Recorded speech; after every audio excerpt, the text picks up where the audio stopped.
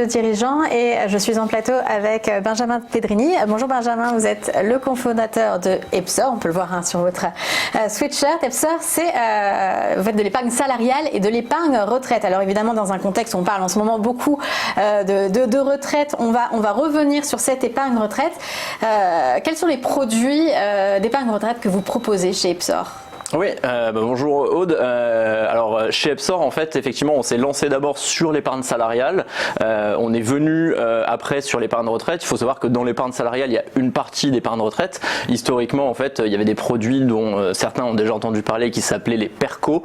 C'est des produits d'épargne retraite collective. Donc en fait, c'est l'entreprise qui va mettre à disposition de ses salariés une enveloppe d'épargne pour qu'ils puissent se constituer une épargne à terme pour sa retraite. Donc Epsor, lorsque nous nous sommes lancés, nous commercialisions ces produits-là auprès des entreprises et depuis on a élargi notre offre. En fait, l'année dernière il y a eu des réformes autour de l'épargne retraite, des nouveaux produits ont été créés, on appelle ça maintenant les PER, les plans d'épargne retraite. Il y a un produit unique et donc du coup on a adapté notre offre l'année dernière pour être en mesure de commercialiser ces produits.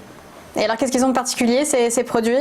Alors, le principal avantage aujourd'hui du PER, tel qu'il a été conçu et commercialisé l'année dernière, le plan épargne retraite, c'est qu'un épargnant qui va souhaiter épargner en prévision de sa retraite et donc réaliser des versements au sein de son plan d'épargne. C'est lui qui le fait ou c'est l'entreprise aussi parfois qui le fait ? Alors, ça peut être les deux, c'est-à-dire que l'entreprise a la possibilité de verser des primes à ses collaborateurs, des primes d'intéressement, des primes de participation. Et ces primes peuvent être investies sur le PER, sur le plan d'épargne retraite. Le collaborateur peut aussi avoir le choix de faire des versements volontaires dans son plan d'épargne retraite. Et lorsqu'il fait des versements volontaires dans son plan d'épargne retraite, c'est là la nouveauté qui a été instaurée l'année dernière, c'est que ces versements sont déductibles de son impôt sur le revenu. Donc c'est une véritable incitation finalement qui a été mise en place de la part du gouvernement pour inciter les Français à épargner en prévision de leur retraite, une incitation fiscale pour faire des versements volontaires. Et vous, chez Epsor, vous proposez donc la gestion de ces fonds avec des partenaires gestionnaires d'actifs. Exactement. On n'est pas société de gestion chez Epsor. En fait, on a choisi d'agréger des expertises, de proposer une interface, comme vous pouvez le voir, à destination des épargnants qui soit plus ludique, plus conviviale, qui surtout apporte de la pédagogie et du conseil dans la gestion de son épargne. Et derrière, en fait, on travaille avec des sociétés de gestion qui sont partenaires. On travaille aujourd'hui avec une douzaine de sociétés de gestion qu'on est allé choisir. On a un directeur des investissements chez nous qui travaille sur cette sélection de fonds et qui va chercher les meilleurs fonds en fonction des classes d'actifs. Et en parlant de réforme des retraites par points, est-ce qu'il y a un impact justement sur cette épargne retraite ? Est-ce que les gens vont plus abonder leur PER ? En fait, tout le monde, et on le voit nous quand on peut interroger des épargnants, il y a cette image que la retraite aujourd'hui, et notamment pour les plus jeunes générations, va être plus compliquée demain. C'était le cas avant la réforme, c'est le cas aujourd'hui dans le contexte de la réforme, et donc du coup tout le monde se dit j'ai besoin sans doute de me constituer quelque chose à côté en prévision de cet avenir qui est incertain et qui sera pas le même que celui qu'a pu connaître peut-être mes parents ou mes grands-parents. Et donc du coup aujourd'hui même les jeunes générations, on voit, sont assez intéressés par le fait justement de commencer à se constituer une épargne et à épargner. Et donc du coup il y a aujourd'hui vraiment, et on a pu le constater nous l'année dernière sur notre base d'épargnants, une augmentation des versements qui ont eu lieu vers ces produits d'épargne retraite. Alors pourtant vous parlez directement aux entreprises, vous êtes une entreprise B2B. Oui, exactement. Comment vous atteignez votre client final qui sont les salariés au final? Oui, alors nous chez Epsor, effectivement, comme on le disait au départ, on s'est d'abord lancé sur l'épargne salariale et ensuite sur l'épargne retraite, mais sur l'épargne collective via l'entreprise. C'est-à-dire que on propose nos solutions aux entreprises. Nos interlocuteurs dans les entreprises sont les directions des ressources humaines généralement, qui du coup souhaitent mettre en place ce type de dispositif pour leurs collaborateurs. Et donc en fait, lorsque l'entreprise choisit Epsor pour gérer son dispositif d'épargne salariale ou d'épargne retraite, au final on rentre en relation avec ces salariés qui vont faire le choix justement soit de placer les primes versées par l'entreprise, soit d'aller épargner à titre individuel sur ces produits-là. Donc en fait on est effectivement en B2B parce que notre interlocuteur va être l'entreprise au départ, c'est avec elle qu'on va signer et qu'on va mettre en place des produits d'épargne salariale et d'épargne retraite, et à la fin le salarié de cette entreprise-là va pouvoir bénéficier de nos services et de toute sa valeur ajoutée, et notamment justement du conseil financier qu'on va lui apporter pour gérer son épargne.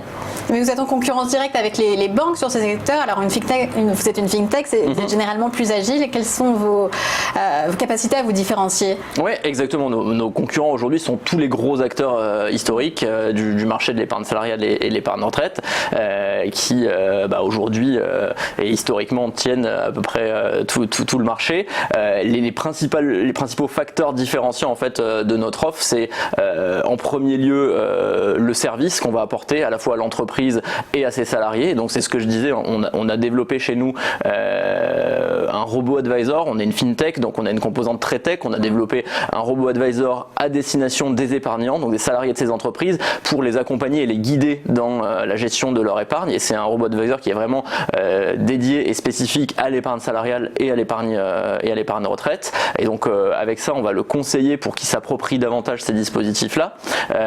On fait preuve aussi de beaucoup de pédagogie. On a fait le choix d'avoir une plateforme qui change un petit peu des codes traditionnels qu'on peut avoir dans le domaine de l'épargne, et surtout du coup qui apporte de la pédagogie aux salariés. Et ça, c'est quelque chose que les entreprises apprécient beaucoup dans notre offre.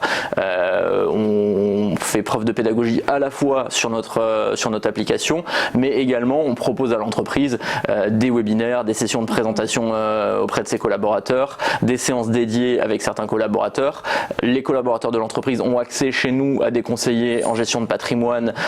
On n'est pas seulement une fintech, il y a aussi de l'humain derrière, et donc on a des collaborateurs qui sont là et qui sont des conseillers en gestion de patrimoine et qui peuvent répondre aux questions des salariés de ces entreprises, et ça c'est très apprécié. Donc c'est vraiment le principal, on va dire, élément différenciant. Un autre élément différenciant, c'est ce qu'on disait tout à l'heure, on travaille avec des gérants d'actifs, avec une douzaine aujourd'hui, et donc cette architecture ouverte en matière de gestion financière est aussi un élément différenciant important, puisque généralement les acteurs traditionnels du marché dont vous parliez proposent leur propre gestion. C'est-à-dire que je suis une banque, je vais commercialiser mon produit d'épargne salariale ou d'épargne retraite à une entreprise, je vais lui proposer ma gestion d'actifs, qui est la gestion d'actifs maison, et qui n'est pas forcément la meilleure du marché. Et donc nous, sur chaque classe d'actifs, on va sélectionner les meilleures sociétés de gestion pour pouvoir proposer justement une offre qui soit assez riche et qui convienne à la fois aux personnes les plus averties, qui n'ont pas besoin d'être conseillées pour gérer leur épargne et qui peuvent aller d'elles-mêmes choisir leurs fonds, et aux personnes les moins averties qui, elles, vont être conseillées par notre robot advisor. Et est-ce que sur l'épargne salariale, on peut être, et même l'épargne retraite, on peut être beaucoup plus, avoir des placements plus risqués que sur de l'épargne de précaution? Qu'est-ce que vous leur préconisé? Oui, exactement. En fait, c'est là, et c'est tout ce que je disais dans ce côté pédagogie qu'on apporte. En fait, au niveau de l'épargne, il y a effectivement l'épargne de précaution, sur laquelle il est vraiment préférable de ne pas prendre trop de risques. Et pour ça, notamment, il y a tous les livrets réglementés, les livrets A ou livrets développement durable qu'on peut connaître, mais qui à la fois sont pas risqués mais rapportent très peu.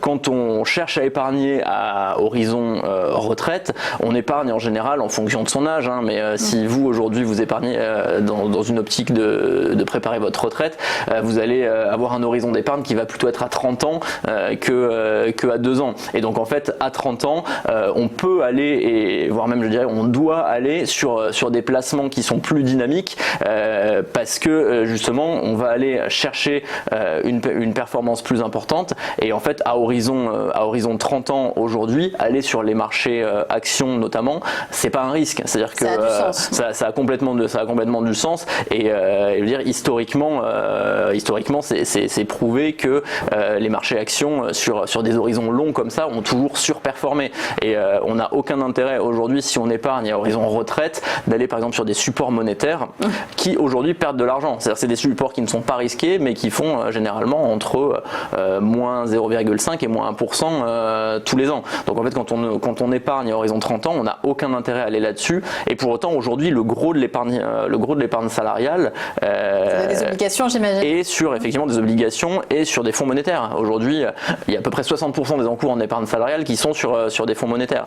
Parce que justement, il y a à la fois une méconnaissance des produits financiers, c'est là où tout le côté pédagogie et conseil qu'on apporte est intéressant. Et il y a aussi vraiment une appréhension du risque à l'égard des placements financiers. Et la loi Pacte, qu'est-ce qu'elle a changé? Est-ce qu'il y a des réelles avancées? Puisque la loi Pacte sur l'épargne salariale est entrée en application début 2019. Début 2019, exactement. Alors sur la loi Pacte, il y a eu deux volets. Il y a eu en tout cas en ce qui concerne l'épargne salariale et l'épargne de retraite, il y a eu un premier volet sur l'épargne salariale qui est rentré en vigueur en début d'année et c'était plutôt dans une logique de booster, on va dire, les dispositifs d'épargne salariale, surtout dans les petites et moyennes entreprises, puisqu'en fait il y a eu des incitations fiscales qui ont été mises en place pour les entreprises de moins de 250 salariés pour les pousser à mettre des dispositifs d'épargne salariale en place. Donc tout simplement en fait une suppression des charges sur les primes qu'elles pourraient verser au titre de l'épargne salariale. Et donc là-dessus, on a vu qu'il y avait une certaine prise sur les petites entreprises.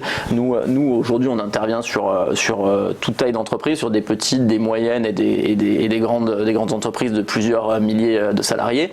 Et en fait, sur les petites, on a vu une prise et il y en a eu de plus en plus qui sont venus s'équiper en intéressement. Donc ça, c'est un des changements majeurs sur cette partie-là. Sur la partie épargne retraite, les changements sont intervenus plutôt en fin d'année, en octobre 2019. Il y a eu, ce que je vous ai dit, la création de ce fameux produit plan d'épargne retraite. Sur la partie gestion d'actifs derrière, il y a eu un changement aussi, c'est que les supports qui sont éligibles sur les plans d'épargne retraite aujourd'hui sont plus riches et donc ça permet aux épargnants qui veulent épargner en prévision de leur retraite d'avoir accès à des produits où il y a une diversité en matière de placement derrière qui est extrêmement intéressante. Ça, on verra comment ça se fait sur le long terme. Merci beaucoup Benjamin Pedrini, je rappelle que vous êtes cofondateur d'Epsor. Merci.